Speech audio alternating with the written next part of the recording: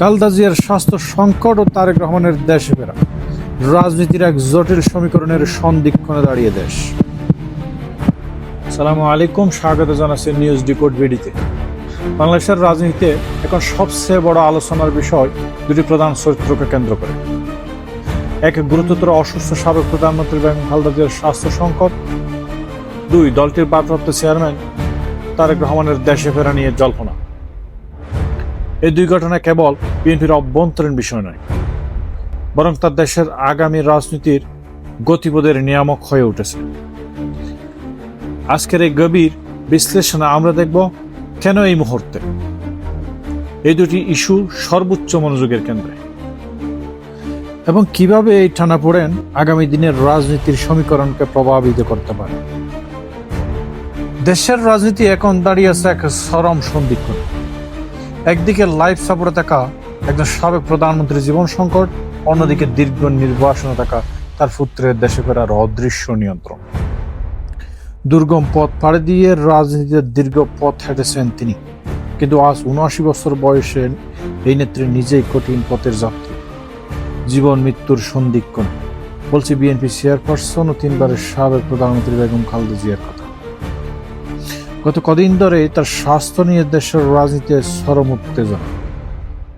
গত ২৩ নভেম্বর ফুসফুসে ও হৃদযন্ত্রের জটিলতা নিয়ে রাজধানীর এবারকের হাসপাতালে ভর্তি হন তিনি, কিন্তু গত রোববার দিবাগত রাত হঠাৎ করে তার শারীরিক অবস্থার চরম অবনতি হয়।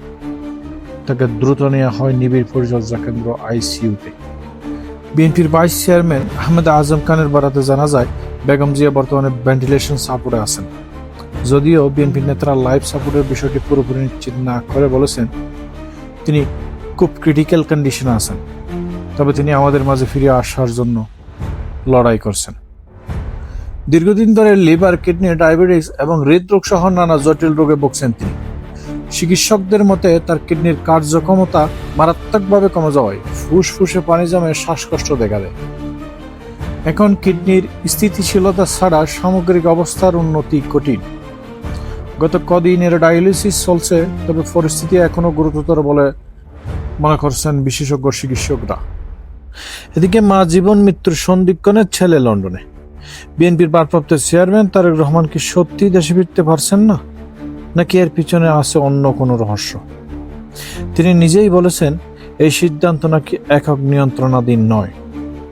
কে বা কারা নিয়ন্ত্রণ করছেন তারেক রহমানের স্বদেশ প্রত্যাবর্তনের চাবি? এই চরম সংকটে তার না থাকা কি কেবলই ব্যক্তিগত, নাকি জটিল রাজনীতির জাল? স্বভাবতই এমন পরিস্থিতিতে দল ও দেশের মানুষের প্রত্যাশা তারেক রহমান দ্রুত দেশে ফিরে মায়ের পাশে দাঁড়াবেন। কিন্তু সেই প্রত্যাশার বিপরীতে শনিবার সামাজিক যোগাযোগ মাধ্যম ফেসবুকে তারেক রহমান একটি পোস্ট নিয়ে নতুন রহস্যের জন্ম দিয়েছেন। তিনি লিখেছেন, এই সংকটের সময়ে মায়ের পাশে থাকার তীব্র আকাঙ্ক্ষা থাকলেও এই সিদ্ধান্ত গ্রহণের সুযোগ অবারিত ও একক নিয়ন্ত্রণাধীন নয়।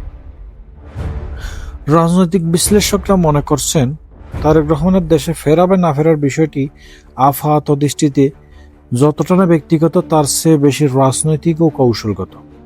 তারা কয়েকটি সম্ভাব্য কারণ তুলে ধরেছেন।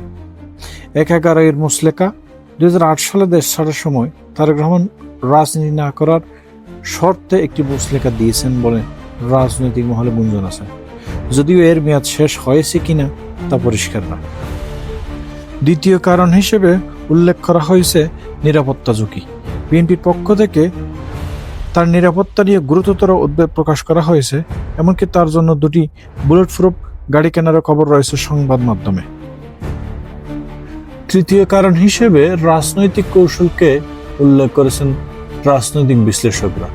আসন্ন সংসদ নির্বাচনকে সামনে রেখে তারেক রহমান সম্ভবত এমন এক সময় দেশে ফিরতে চান যখন তার প্রত্যাবর্তন দলীয় রাজনীতিতে সবচেয়ে বেশি প্রভাব ফেলতে পারে।